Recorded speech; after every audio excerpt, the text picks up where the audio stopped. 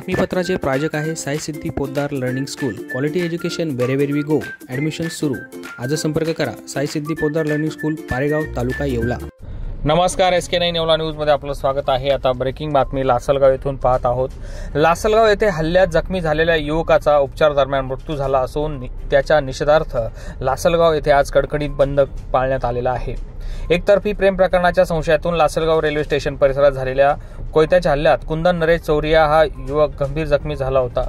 उपचारादरम्यान त्याचा मृत्यू झाला आहे. या घटनेमुळे परिसरात मोठी खळबळ उडाली आहे.